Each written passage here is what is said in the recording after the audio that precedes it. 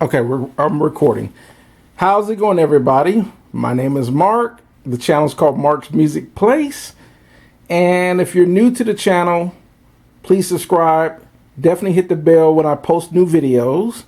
And also, definitely leave some comments. And a thumbs up would definitely help. It all helps the channel. Now, this is going to be a special request video.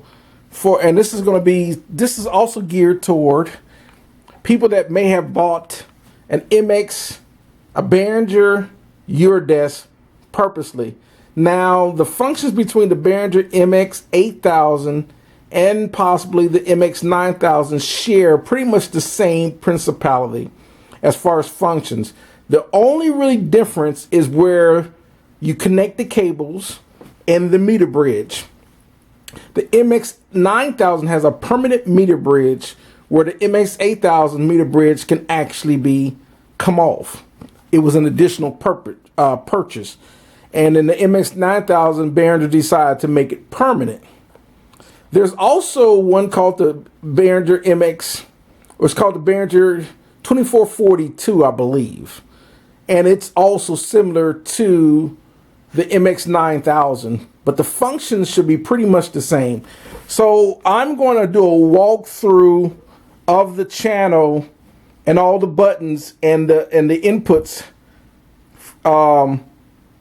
and try to explain the functions of the board for those that may have one of these boards and they may be like wondering how to really use the functions of the board. For the most part. Okay, so I'm going to start with the inputs connections. On the MX8000s, the connections are here and on the back.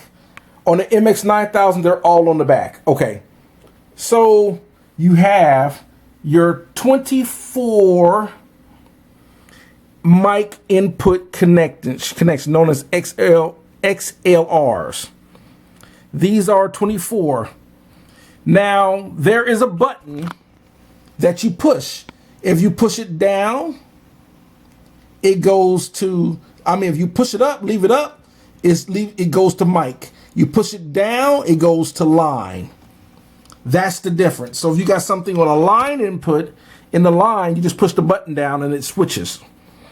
Other than that, there are direct outs on each individual of these 24 channels. A direct out, and below that are inserts to insert gear.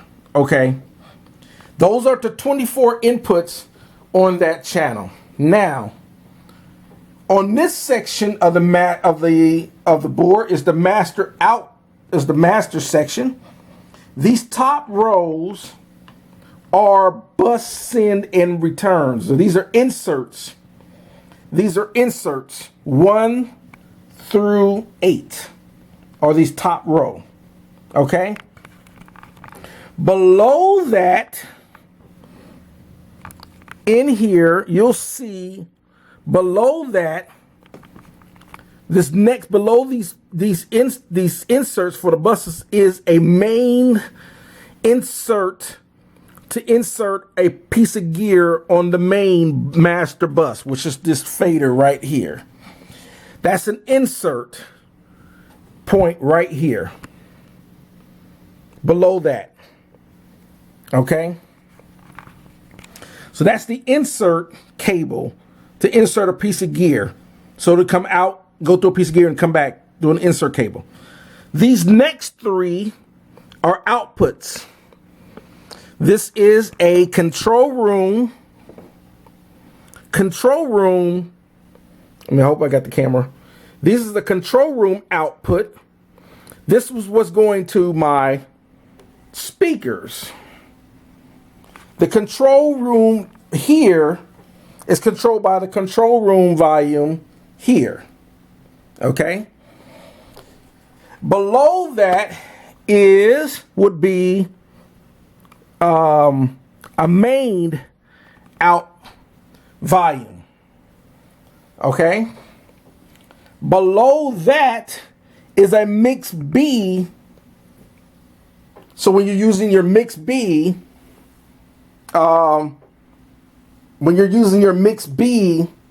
volume to go to another second set of speakers, that's where I have the mix B volume outputs are going to those speakers. So I can A-B mixes between mix A and mix B. Okay. Also, I'm using these ones for monitoring as well. Okay. Below that is your headphone inputs. And I have this outputs going into a little headphone box, which I have for my listeners. It's my little headphone box for headphones right there. It's going into that, so when they're recording on the mic and all that, they can listen and control their volume levels. Also, I got a second one that I plug in for me. All right, so other than that, this next set of rows here, right here, below these inserts are auxiliary sends. Right here, 1 through 6. Those are auxiliary sends. So you can send those out to pieces of gear or to separate speakers if you want or anything like that. These are the auxiliary returns. So what's going to for example, the 2 auxiliary sends are going to these reverb units here. The returns from the reverb units are here. I normally run them on channels, but I got them in the returns for now. Then other than that, these 3 separate sections, you have a studio output, in case I was going to run a set of speakers to, if I had a live room, to run studio speakers out to a live room. That's would be the output connectors for that. If I was going to run a 2-track input, like if I was going to run, like I had a tape machine or CD player or whatever, and I wanted to insert, I can insert it onto the 2-track input. And then that's an external input to hook up a second mixer or a second, whatever the case. Those are the inputs on the top. Also, these sets, these line and mic inputs are designed to run inputs into the preamp for recording. Okay? These are designed to run inputs for recording. You're going to use the preamp in the board. And that's where you run your line inputs. There are an additional 24 inputs to return from your tape machine, or i.e. audio interface. So if you're using if you were running outputs from your audio interface, you would return these into these sets of inputs here. There's 1 through, we call them channels 25 through 32, 33 through 40, and then 41 through 48. But there is basically, but they're going to work the same channels as 1 through 8, 9 through 16, and then of course 17 through 24. So there's additional 24 inputs. Make sure this button right here is up. You want that to be in a +4 for recording purposes. These also have an additional 24 bus outputs to come. So if you was running everything, if you was signaling everything from the channels to a bus and then recording from your buses, then you would, and you want to record from the bus outputs through your bus channels, then you would plug into here. All right. And then finally, these last bit are inputs. You have 8 inputs. You can input on 1 through here, 4 inputs on each individual bus channel. You got 6 individual bus inputs or auxiliary inputs for each individual auxiliary. And then you got a mix B input for the mix B section. And you got a main input right over here for the master. Those are your inputs. Now, the channel is broken down. So now you understand your inputs and your outputs. Now, the purpose, before I get into the channels, because I'm going to try to go, because you don't give her a whole lot of time with this filming this. So you can run, the purpose of these is so you can insert microphones or instruments. Now, the phantom power only works on the mic inputs, okay? So they don't work on the line inputs. They only work on the mic inputs. Now, with that being said, all right, so with that being said, other than that, you can run a direct out. If you had microphones or instruments plugged on each one of these channels, you can run a direct out cable out of that into your interface for recording, since we're not using tape machines. But if you had tape machine, you could run your direct outs, each individual channel from a direct out into your tape machine, or you could run the outputs from your mix bus right here into your tape machine for mix bus recording. So it depends on if you want to record from the mix bus or you want to record from each individual channel. And that'll be explained in a different video. Other than that, you have your inserts, in case you want to insert gear like compressors and so forth. Like I have on channels 1 and 2, I have a compressor unit right here. It's an 8-channel compressor unit. So I have channels 1 are running through an insert on that compressor to use this compressor on those 2 channels right there.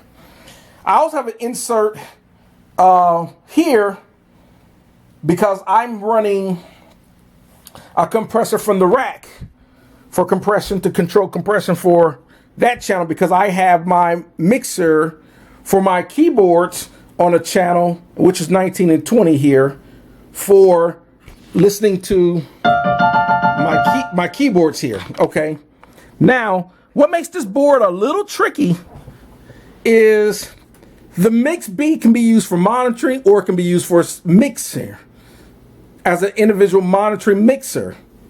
This is what unique. So what I'm going to do is I'm going to explain the channel first, then I'm going to try to go into the how the buttons function as best as I can. Okay, you have this white knob up here which controls the preamp volume level.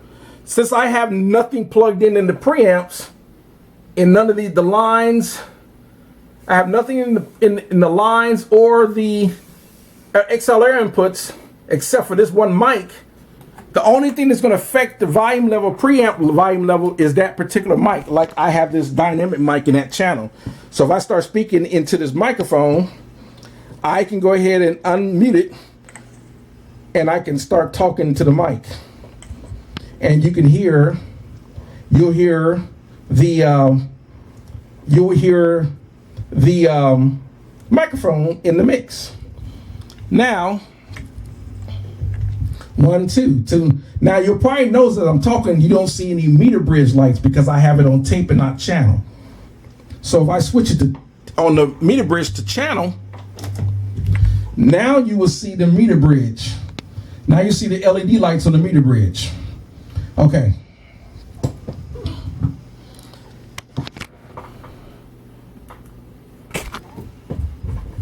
I engaged the EQ, so now I got a little bit brighter and so forth. Okay, so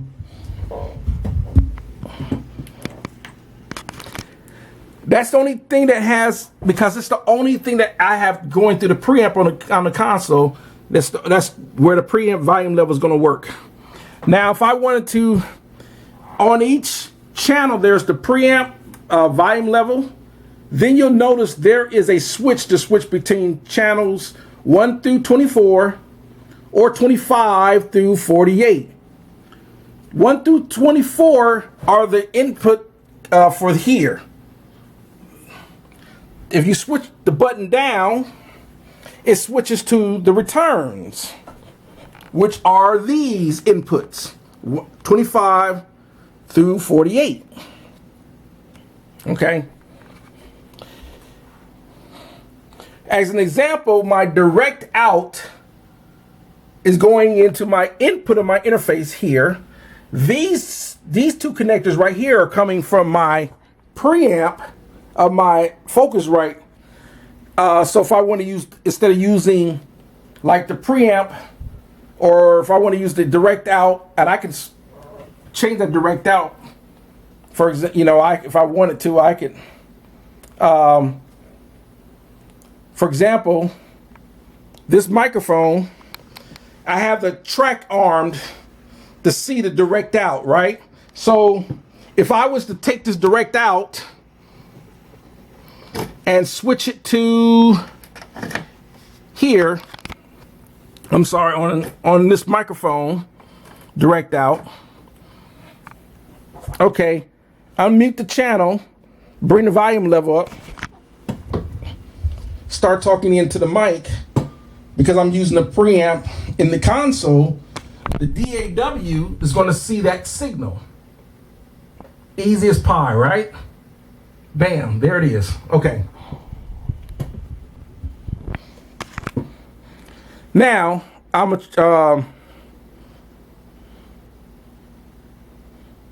okay, so that's what that switch does. Switches between 25, between the two. So if it's up, it's these inputs.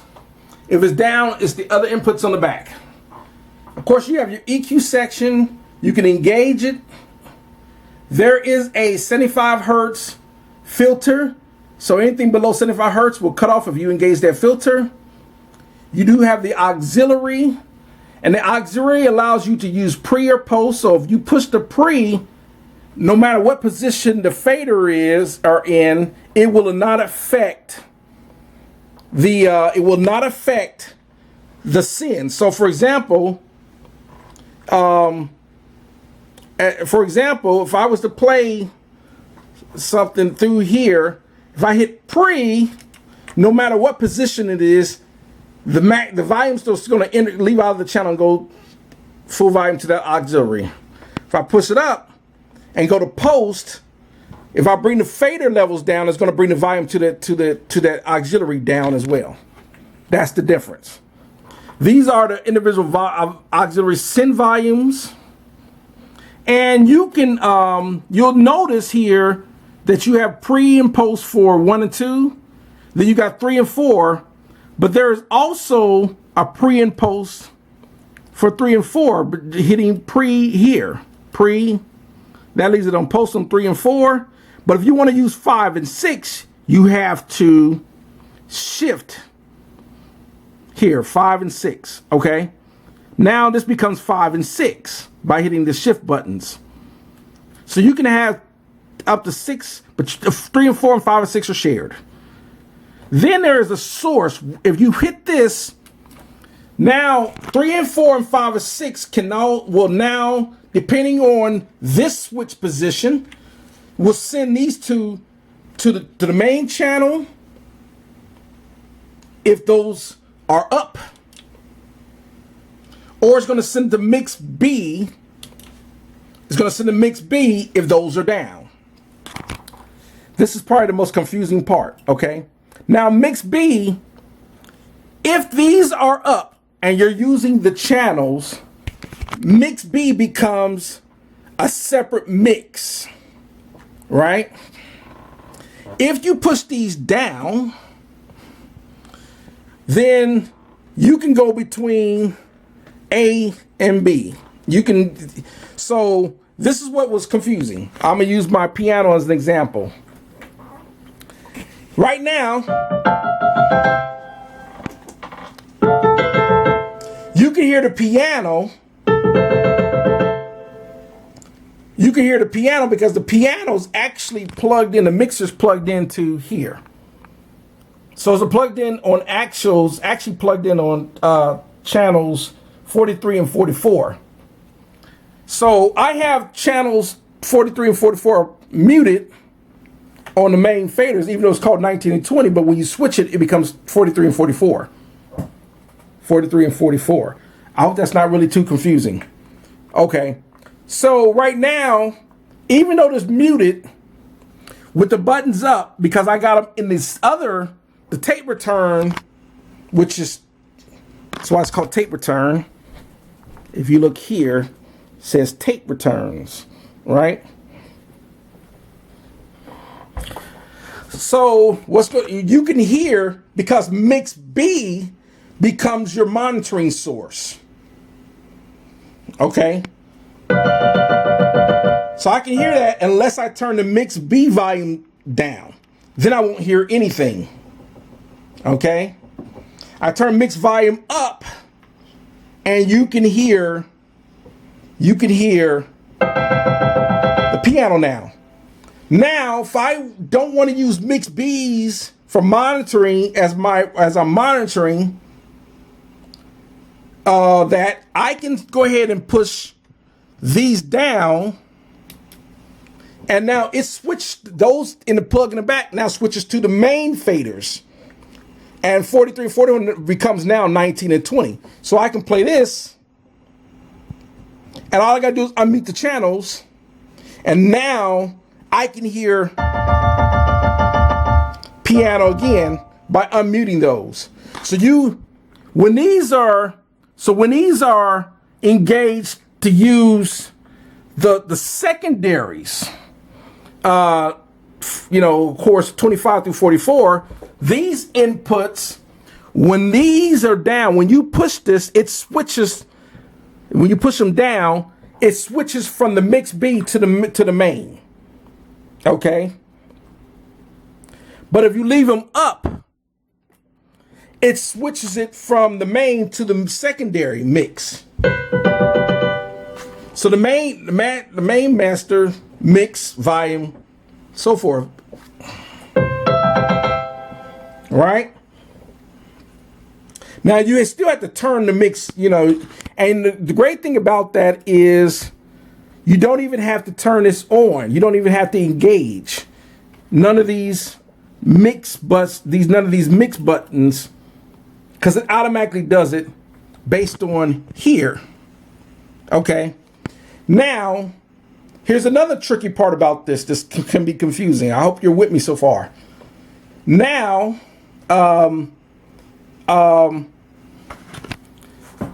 if you leave with those there, and you want to use the main faders and not the mix B faders for monitoring and EQ and all that, because you have a limited with the pan and just the high shelf and a low shelf, your high and low, and you want to use the master so you can use the main EQ and so forth.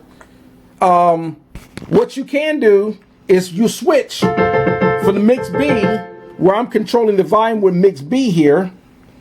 I'm controlling the volume levels and all that. So I'll turn them down, turn these back up, right? I want to switch from the mix B to the master by pushing this. Now I'll push these two buttons in, brings it to these faders. Now I'm hearing the main faders, and mix B is now disengaged. Unless I engage it to hear them simultaneously. Now I can hear mix B and mix A at the same time.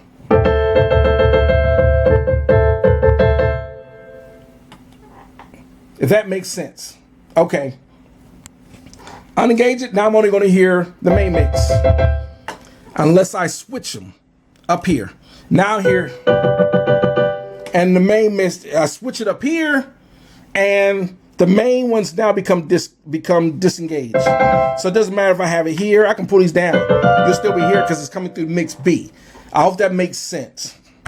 That only works for the tape return inputs.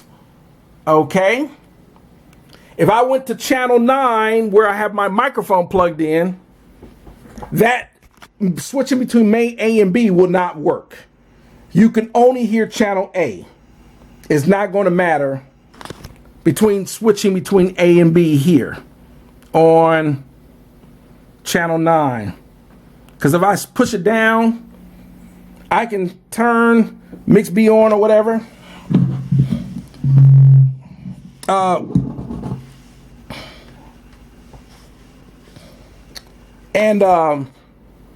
Okay. So, well, actually, I take that back. It does work. Sorry about that. It does work. If I, okay, channel 9. Okay. Okay. All right. So I take that back. It does work. So, all right. So, what I'm going to do is I'm going to do a part 2, and I got to do a part 3 because this board can be confusing. Okay. So that's going to conclude. That's going to conclude part 1. We'll see you in part 2.